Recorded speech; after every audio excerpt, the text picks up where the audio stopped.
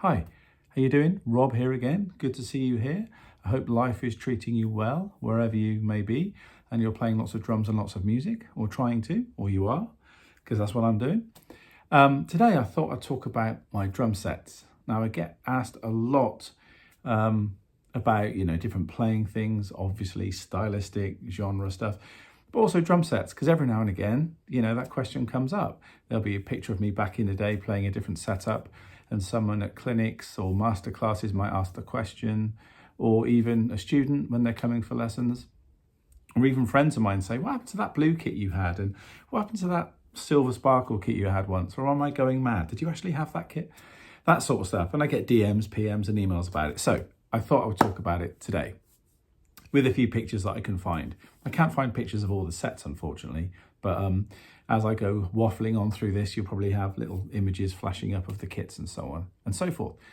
So I started playing when I was 9 years old, and famously, I've always told the story that my dad had a double bass drum Beverly kit, and Beverly was made by Premier. It was like a cheaper end of Premier, I believe.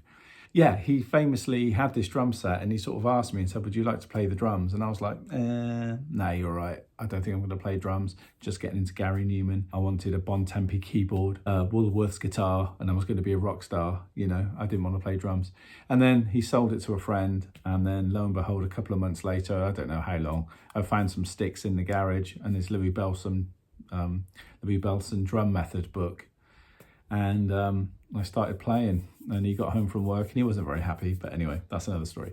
So he said, right, because of that, you're just going to start with a practice pad, a Premier wedge practice pad.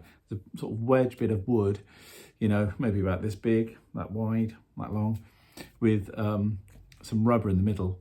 And because I played traditional grip and it was a wedge, it was the right kind of angle for traditional grip to come down onto the stick. So I famously had that, and then a bass drum pedal and a pair of sticks. And that was kind of all he gave me to start with. Is that harsh? I don't know. A lot of the kids had drum kits, but I was learning that way. There we go. It worked for me. Look where I am now, I guess. So it was fine. Well done, Dad. Thank you for that. But I did really want a drum kit. But in 1980, John Lennon got shot. And that Christmas, it was December, near Christmas, unfortunately. Was it the 8th or the 9th? Anyway, I had a drum kit that year. He went down to Assembly Music in Bath, which I've mentioned a few times. It was a great shop run by Steve Gardner. And my dad was friends with him. They were friends from like the late 50s, because he's always sold drums in and around the Bath area, which is where my dad used to work. And he spent a lot of time going in there when my dad was playing and picking up new drum sets, much to my mum's dismay. And the very first one I got was a Premier drum set, and it was silver, and it was a silver wrap. And they were weird sizes because it was an 18-inch bass drum. I think it was either an 8 or 10 rack tom, and then a 12 or a 13 second top tom, and that's a weird, it should be like 10 and 12 or 12 and 13 or something. But it was actually, I'm sure it was an 8 and a 14-inch floor. And I guessed it was the regular Premier snare drum. I can't think of the serial number, but the regular sort of a 14 by 5 metal snare. I'm sure somebody will make a comment down below. Please let me know if you know what that snare is. And people still buy them now. Tristan at Drumatic has got quite a few, and they're really, really good snare drums.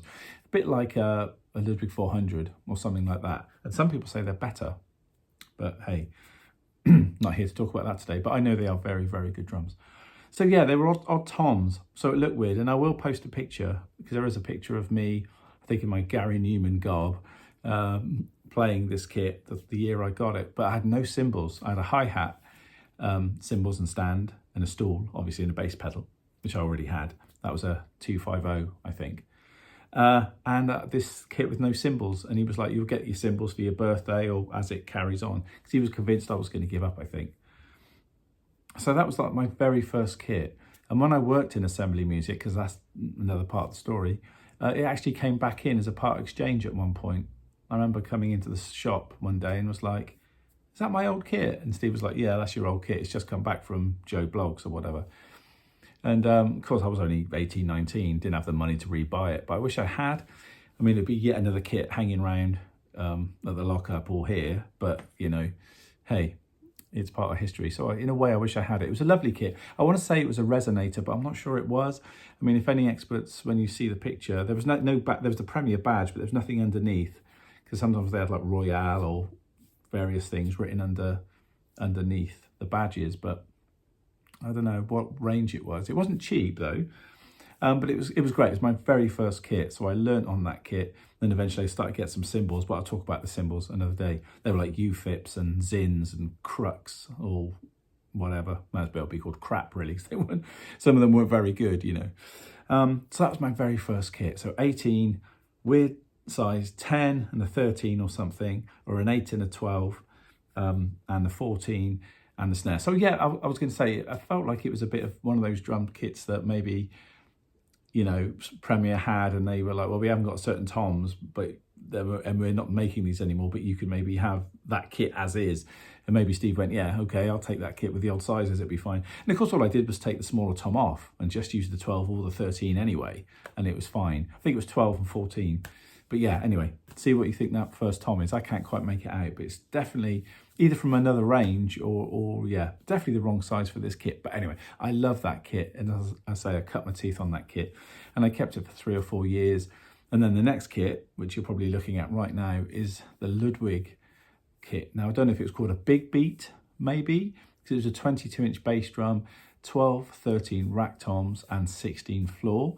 And I used to collect all the Ludwig catalogs because I was a complete Ludwig freak at that time, because I was loving Joe Morello, Ian Pace, Ringo, Buddy Rich, Cozy Powell, and of course all those guys, John Bonham, of course, and all those guys were playing, what were they playing? Playing Ludwig. So I had to have a Ludwig kit. And again, sometimes I took the 13 off and just had the 12, or the 13 on the bass drum, and then the 16. And sometimes, like in this picture, which actually was at a family party, maybe 1982, 83, I can't remember when, but all the family were in the garage. And I remember I played along to an Average White Band tune and then did a drum solo. Yeah, my dad made me do the solo more than the play along. He actually stopped the record and said, just play. And actually he was right. I don't think they couldn't hear the song. They could just hear me playing the groove. I had my headphones on, thinking it was all great. And that was a lovely kit. Red Mahogany, I think it was called. And that was a nice kit. And I think I got a Speed King pedal not long after. And I had the 400 snare. That was the first 400 I had, which came with the kit. And in the picture, you can see my other silver Premier kit at the side, set up at the side of the of this kit. So at one point I had both. Wasn't I lucky at 12 or 13? And again, in a way, I wish I'd kept that Ludwig kit, because that was great. I loved it. But one thing I didn't like about it was you needed like a wrench to do up the bolts on the toms. I always found that really annoying. And I went, you know, later on I found out that that was kind of a regular thing for kits in the 70s or even the late 60s to have that wrench sort of system, which is annoying really. You had to have a spanner to put them on. And if you forgot it, it was like, what are you supposed to do? And about this time I just started the YTS scheme, so maybe I was 15, 16 then, maybe I was a bit older. And Steve, I mentioned earlier from Assembly Music, took me on as a YTS boy. So I had to do a college course as well, which I did in accounting. God knows why, because I can't remember any of the skills, if I've learnt any. I've got an accountant, so clearly not. And I had to have a job as well. And the job was working with Assembly Music, you know, in a drum shop, music shop. What could be better? And I was surrounded by drums every day. And at that point, I was also working at Steve's other business, which was the wholesale side of the business, which was wholesaling Sonor drums, Sabian cymbals, and eventually Go Down guitars, which is a whole nother thing. And I eventually went to the factory, Sonor factory in Bad Berleburg in Germany, and it was amazing. And while I was over there, I mean, DW have got Candyland, DW have got, Sonor have got a similar thing. So DW's Candyland, I think every drum company's got like a showroom basically. And I went in their showroom and I met Horst Link, the boss, the head honcho. He was lovely, and all the guys were lovely, all the family members and everyone involved were fantastic. And I tried all the kits out, and Sonorlite was the one that I liked. So by the time I got back, which may have been 89, 90 maybe before that, I'd already ordered a Sonorlite drum set, and it was in Scandinavian silver birch, and I've got a few pictures, I think, of this in various places. It was a lovely kit, 20-inch bass drum, 10 and 12 rack tom, and 14 and 15 hang-in. Now, I later put legs on the 14 and the 15. And that was a lovely drum kit. And again, I wish I hadn't got rid of that. And I had the 14x7, I think, snare drum, which was just lovely. And Sonor drums make amazing drums. I mean, German company, their attention to detail is second to none.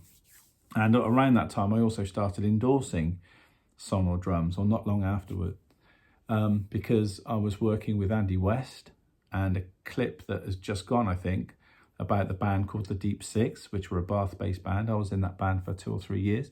That was the band that I used this kit. And also when I was working with Hugh Cornwell, because Andy, the lead singer of the Deep Six, was also big friends with Hugh Cornwell, who just left the Stranglers. So we became Hugh's sort of backing band and his support band before he came on. And that was with a band called Cornwall, Cook and West, CCW, but that's another thing. So you'll see pictures. We did an MTV performance live at Ronnie Scott's. They filmed 3 or 4 songs, and I'm using that kit there, and I loved it. I love that kit. After that, so I'm now endorsed by Sonor, which was brilliant. And then I went for a D-Light kit, which I think was a maple shell, I think.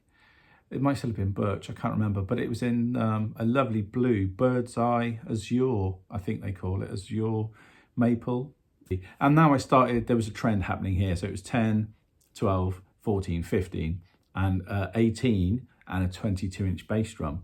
Because by this point, I wanted a slightly bigger bass drum for certain sessions, because I was doing more session work, but I still wanted that little jazz bass for local jazz gigs and so on. So slightly deeper shells, and I like that. From the Sonolite onwards, again, seemed to be a trend at this point that's what I was going to do for all the following drum kits that I would get with either Sonor or DW. But there was, that sun is really getting strong. I might have to sort that out in a minute. And actually, let me just sort that out right now. So wait there, because it looks like I'm going to get slashed in half. Hang on a sec. Okay, there, back. I think that's a bit better, isn't it? Still got that nice sort of psychedelic vibe going on, but I don't mind that so much. Okay, so yeah, that was the Sonor Delight kit. Lovely. And in between, I had like a Ludwig Classic.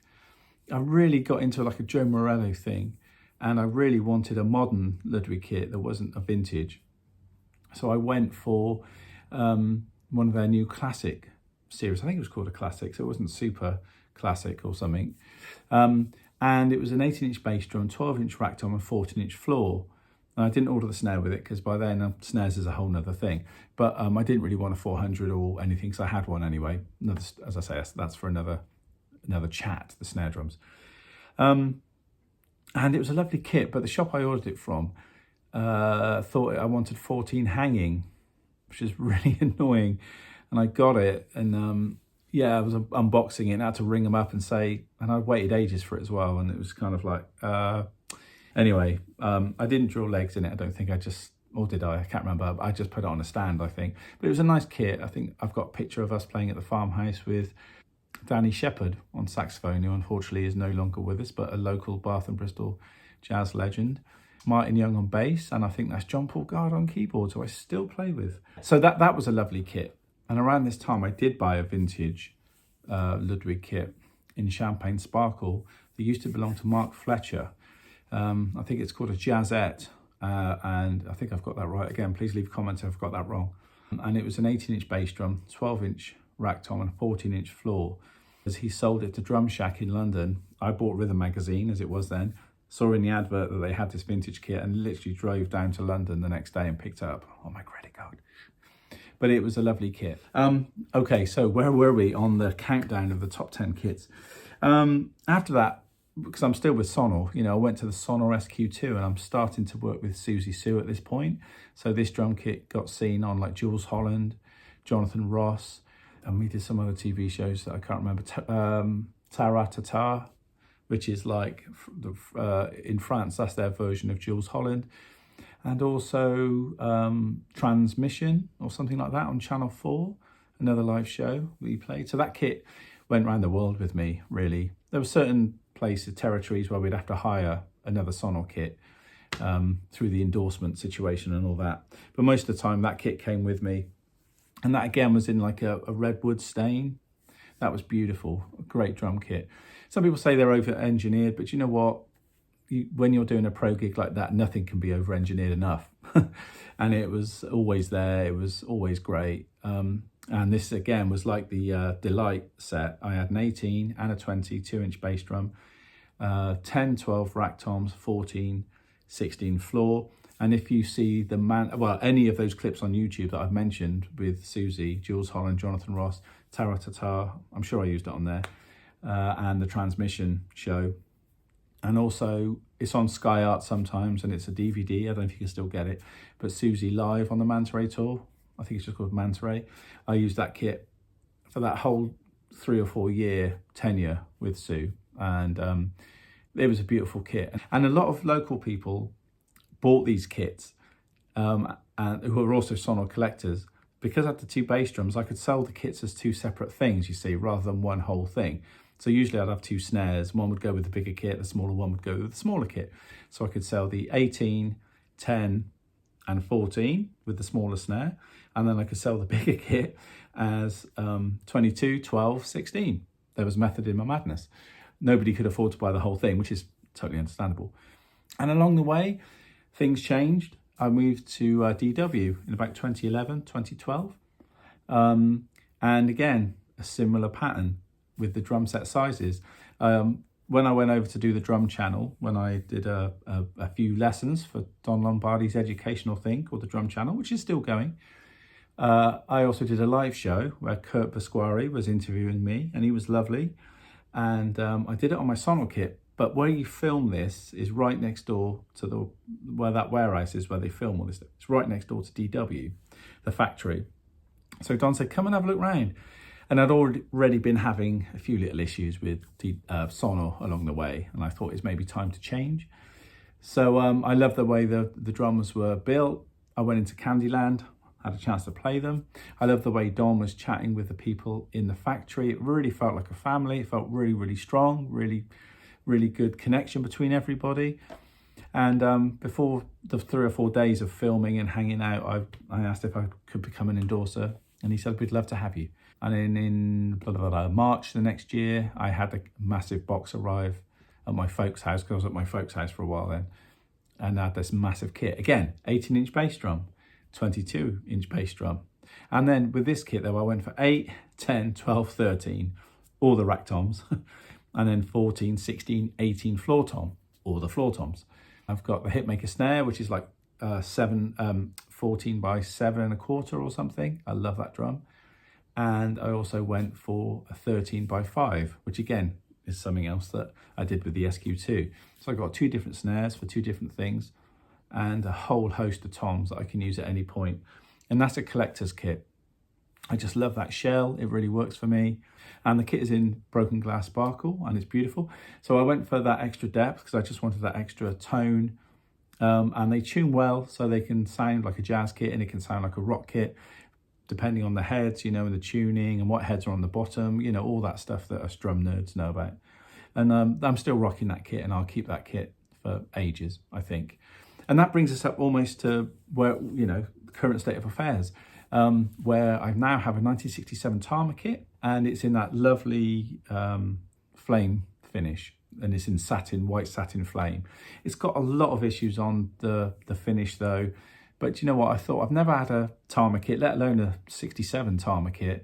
And I love that finish. I don't want to get it on a Gretsch or something. I wanted it on something vintage that wasn't going to be top dollar. The actual Star bass drum itself is okay, but it's the toms you can take up, down and move around. But I'm afraid the bass drum's a bit kind of one color really, you know, sound wise. It just does one job, but it does it really well. I still need to do more work on it. I haven't had it more than 6 months, I suppose. But straight off the bat, the toms were lovely, but the bass drum just needs a wee bit of work. The second one is over there. It's a super classic, which I've had for years. I got it for my 30th birthday, so that was quite a while ago. And that's a 22, it's a super classic, 22, 13, 16, 18, with a matching Jazz Festival snare. And it's from 1968/69. Some of the toms are 69, some are 68. And it's in white marine pearl finish, but any collector of these kits know it's more like a greeny, yellowy colour now. The last one to talk about, because we're nearly there, is the Leedy kit, which is a Shellyman range of kit. It's not owned by Shellyman. This late 60s, I can't remember the year, but I think it's late 60s, early 70s. And it was once owned by Rod Coombs, who played in Steelers Wheel. And he's actually signed all the shells on the inside. So I don't know if that means, you know, it's going to be worth more in a few years' time. You know, not being cutthroat about this, but, you know, you never know. But he signed all the drums inside, which is really cool. And it's a lovely kit. That's a maple shell, I believe. And it's burgundy sparkle. And that's 2013-16. But it's in burgundy sparkle, as I say. It's lovely. There's a bit of cracking in the finish here and there, but it's a lovely kit. My hair's coming down here. Look. Oh, that's better. What little bit of hair I got. It's a lovely kit and it records well. The last time I took it out was to Chris Hughes' studio, which isn't far from here. And of course, Chris Hughes was done no production with Adam and the Ants back in the day, and obviously Tears for Fears, and it's the anniversary of Songs from the Big Chair, which is an amazing record, which he's all over that, you know. I hope this was of interest, and if you had any of these kits or any news or information on any of the stuff that I've asked about, please put it in the comments below. It's always good to hear from you, and I'll get back to you as soon as I can. As usual, please like, subscribe and share. You know, my channel's doing really well. It's picking up all of the time. Thanks for your support. And especially for the things like the shorts that I do, you know, on the pad, because I know it's not everyone's cup of tea, but, you know, a lot of people are getting the idea of what I'm doing with that stuff. So I'm going to stay psychedelic here. Have a good day. Take care. I'm not sure when I'm going to post this, but whenever you see it, I hope you're having a fantastic time. Take care, and I shall see you soon.